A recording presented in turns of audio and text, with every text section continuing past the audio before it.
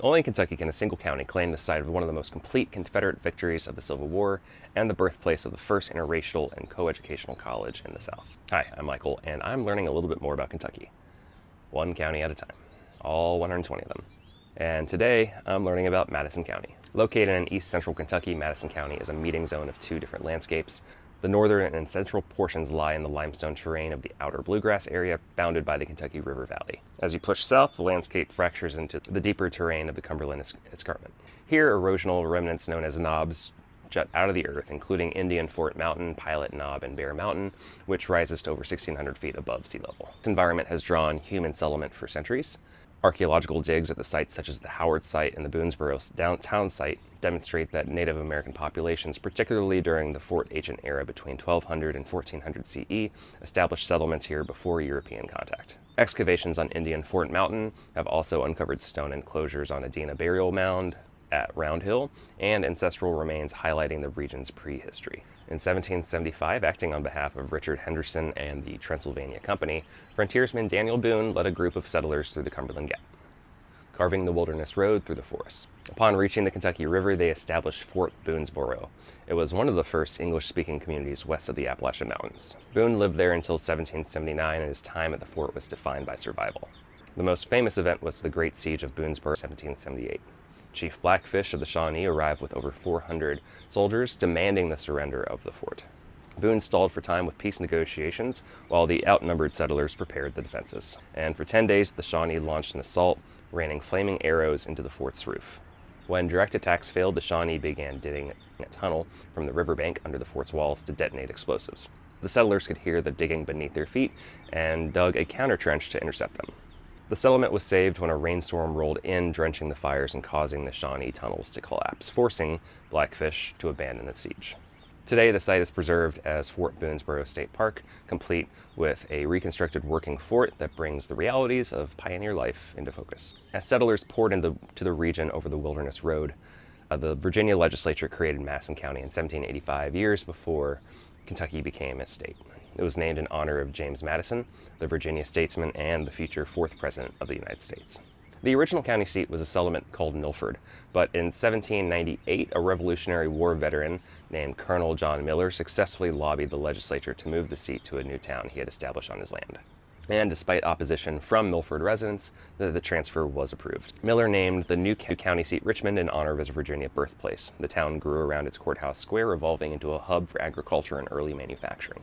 By 1806, the Madison Hemp and Flax Company was operating water-powered machinery on Silver Creek, processing the region's cash crops and making it one of the earliest industrial operations in the state. The wealth generated by this agriculture gave rise to estates and political figures, none more fascinating than the Clay family. General Green Clay became one of the wealthiest landowners in Kentucky, building an estate called Claremont. His son, Cassius Marcellus Clay, inherited the property and transformed it into a 44-room mansion known today as Whitehall.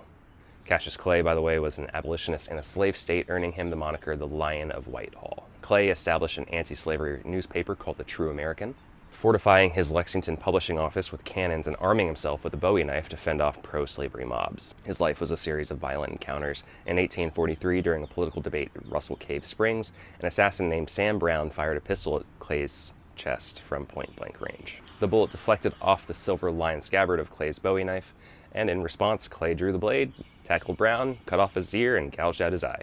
And then he threw him over a stone wall, just to be sure. Clay went on to become a founding member of the Republican Party, served as Abraham Lincoln's ambassador to Russia, and survived to the age of 92. His daughter, Laura Clay, would later use Whitehall as a base to become one of the nation's leading voices for women's suffrage. While Richmond grew as an economic and political center, a different kind of community was taking root in the southern part of the county near the Cumberland. In 1855, an abolitionist minister named John G. Fee, who had been granted land by Cassius Clay, founded a one-room schoolhouse. Fee named the community Berea, after the biblical town whose residents were known for their open-mindedness. Berea was founded on the principle that God is made of one blood, all peoples of the earth. The school admitted black and white students, male and female students, into an integrated curriculum, making it the first non-segregated co-educational college in the South. Imagine that this stance was dangerous. In 1859, an armed pro-slavery mob of over 60 men rode into Berea and forced Fee and his teachers to flee the state. But it wasn't a complete surrender. After the Civil War, they returned to Madison County to continue their work. But when the Civil War did erupt, Madison County became a battleground. On August 29th and 30th, 1862, Confederate forces under Major General Edmund Kirby Smith clashed with Union troops commanded by Major General William Bull Nelson south of Richmond. The Battle of Richmond was a disaster for the Union. The Federal troops were mostly raw recruits. General Nelson, an opposing man weighing over 300 pounds, arrived late to the battle and tried in vain to rally his fleeing troops by beating them with the flat of his sword in the Richmond cemetery. In a running fight that spanned miles, the Confederates routed the Federal troops. The Union forces suffered losses with over 4,300 men captured or missing, compared to 450 Confederate casualties. The battle left scars on the landscape. The Mount Zion Christian Church, a brick structure built in 1852, was commandeered and used as a field hospital during the fighting. Today, you can still see Confederate cannonballs embedded into its walls. During the war, Madison County continued to build its legacy as an educational powerhouse, but faced systemic hurdles. In 1904, the Kentucky legislature passed the Day Law, which prohibited the education of black and white students in the same facility. This law was aimed at Berea College directly. The college challenged the law to the U.S. Supreme Court, but lost. Forced to segregate, Berea used its funds to help establish the Lincoln Institute near Louisville, ensuring its black students could continue their education. It wasn't until the Day Law was amended in 1950 that Berea could resume its founding mission of integration. Today, Berea College is renowned as a work college where every student works a campus job in exchange for a tuition-free education. In 1909, student labor was put to the test when the college built the Boone Tavern Hotel to accommodate visitors. Students manufactured the bricks at the college's backyard, built the building, and crafted the cherry wood furniture that sits in the guest rooms today. And while Berea was fighting for its identity, Richmond was establishing its own institution. In 1906, the state legislature founded the Eastern Kentucky State Normal School No. 1 on the former campus of Central University to train public school teachers. The school grew, expanding its curriculum and campus over the decades into what has now become Eastern Kentucky University. Today, EKU is a public university, a regional employer, and a major cultural anchor of Richmond. The 20th century brought federal infrastructure to the county. In 1941, the military established the Bluegrass Army Depot on thousands of acres south of Richmond. For decades, this installation stored conventional munitions and a portion of the nation's chemical weapons stockpile, including mustard gas and M55 rockets filled with VX and sarin nerve agents housed in concrete igloos. A pilot plant was built on site to safely destroy these chemical agents through neutralization and supercritical water oxidation. That task was completed in July 2023, marking the elimination of the declared U.S. chemical weapons stockpile. But the depot's life is not over. In early 2026, U.S. Senator Mitch McConnell announced nearly $1 billion in federal funding to expand the depot's capacities for energetics and explosives manufacturing, securing its role in national defense. The names of the communities scattered across Madison County reflect its history and topography. The community of Big Hill is a nod to the terrain near the Cumberland Escarpment. Valley View sits on the Kentucky River and is home to the Valley View Ferry, operating under a 1784 license granted by the Virginia Assembly to John Craig. It is the oldest continuously operating business in Kentucky, carrying cars across the river today just as it once carried horses and wagons. Speedwell was named for Congressman John Speed Smith, and Kirksville was named to honor the store owner Samuel Kirkendall. Mobberly was named after its first postmaster, John Sterling Mobberly, while College Hill is home to the Cane Springs Primitive Baptist Church, built in 1812 and recognized as the oldest church building in the county. The village of Bybee was built across the region's deposits of yellow clay, founded in 1809 by Webster Cornelison. Bybee pottery operated out of a barn-like structure and was considered the oldest pottery operation in the United States, west of the Appalachian Mountains. It survived 6 generations of family before ceasing major operations in 2011. Nearby Waco shares the ceramic history and was named by the founders after Waco, Texas. Madison County holds African American history outside of Berea. Bobtown was founded around 1769 as Joe Lick, but it evolved into an African American community following the Civil War. It was renamed Bobtown in 1872 in honor of resident Uncle Bob Fitch.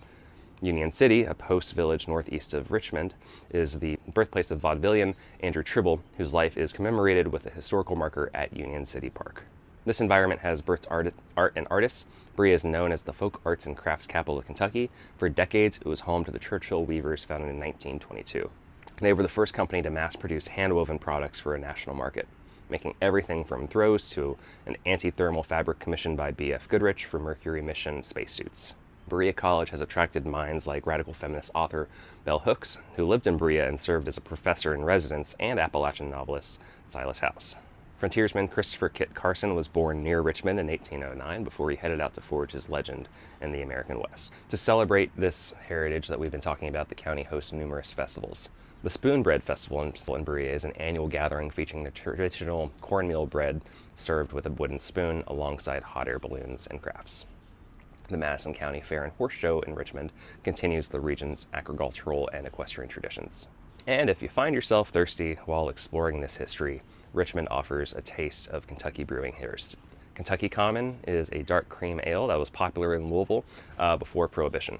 It was the drink of the working class, but the style was lost to history for over a century. Today, Dreaming Creek Brewery in downtown Richmond has revived the recipe, and under the guidance of head brewer and my friend Pat Fannin, I think it's safe to say that with near certainty that Dreaming Creek has produced more Kentucky Common beer than anywhere else in the world since Prohibition. It's a very important beer style to me, so I hope if you are a beer drinker, you try one someday soon. Today, Madison County is booming with a population that has crossed the 100,000 mark in population in 2025. It is one of the fastest growing counties in the state. The county is transitioning from an agricultural hub into a micropolitan center. So, that's Madison County. What did I get wrong this time?